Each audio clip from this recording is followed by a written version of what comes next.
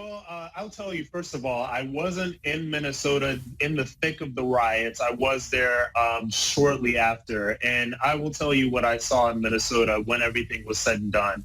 There's a street called Lake Street in Minneapolis.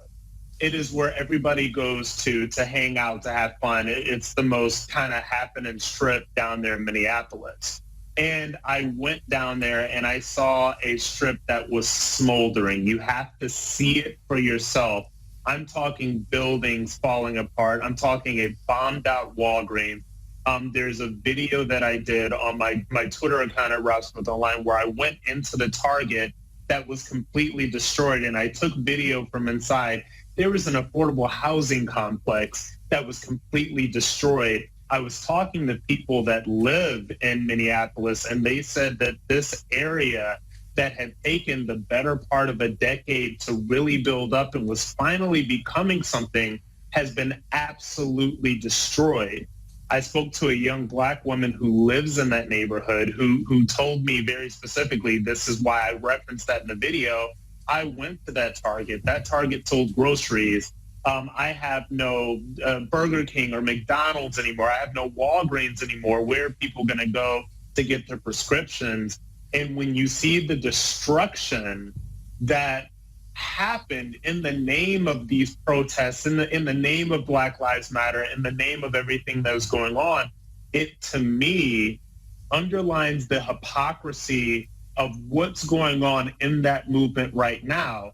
Because the vast majority of people that were affected by this devastation that happened in Minneapolis, which, by the way, there is devastation in New York City, there's devastation in Atlanta, there's a lot of devastation there. The people that are going to be living with the effects of this are African American.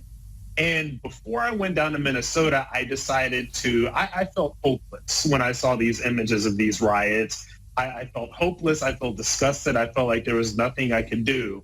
I did a video on my social media handles at Rob Smith Online. You can find it right now. I started a GoFundMe, and I'm in tears in this video, and I'm saying, I don't know what I can do, but I can start a GoFundMe to help try to bring back this community and help these, by the way, some African-American small business owners who lost their entire livelihoods to this lawlessness. And the GoFundMe has exploded, and it's raised over $100,000, and people are continuing to donate. And I'm going to partner with the local organization in Minneapolis that is specifically there to help rebuild that street. But I have to tell you that there's a talking point that's going on here in America, and it's coming from the left. Well, these places can be rebuilt. You can't bring somebody back to life. And that, to me, doesn't make any sense, because these are lives, and this is what I said in that video, these are lives that have been destroyed. Over what?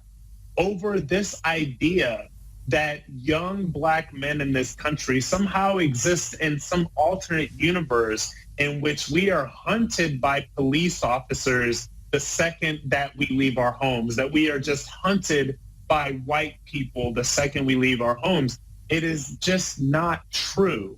The numbers don't bear it out. It has no basis in any actual reality. Now, that's not to say that there are some real conversations that need to be had on both the right and the left in America when it comes to policing in communities, when it comes to how the police interact towards African Americans. I completely understand that. I'm a Black man in America, and I am totally willing to have that conversation. But to excuse some of the brutality that we saw in those riots, to excuse the destruction, to excuse the amount of people who had their livelihoods absolutely destroyed in the names of Black Lives Matter is, I don't think that it is a good thing to do, to excuse it. And where a lot of the leaders of that movement truly lost me, and I believe that they lost a lot of people, is when they didn't speak out against this destruction when it first started, because it helped them further their agenda. Absolutely. It's great that the protests are peaceful now, but they were not peaceful before. Rita.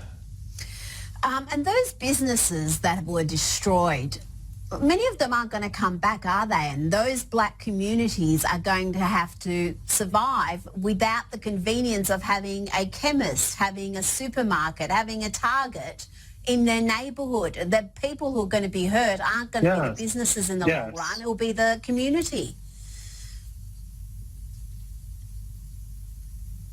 It'll be the community, Rita. You're absolutely right. I went to one of the things that you'll see in my social media is that I talked to a coalition of 4 churches in Minneapolis that had come together to feed the community because now the community doesn't have a grocery store anymore. There's no grocery store there anymore. So the people that are not driving or the people that had to rely on buses have nowhere to go to get groceries. So they had to depend on donations, and out of this fund, we're going to make a $10,000 donation to those 4 churches to continue their work. And Rita, it pains me that the left in this country can't have a real conversation about the destruction that this has caused. And I was watching earlier, and you all had made reference to people that were already struggling during COVID. COVID shut these businesses down.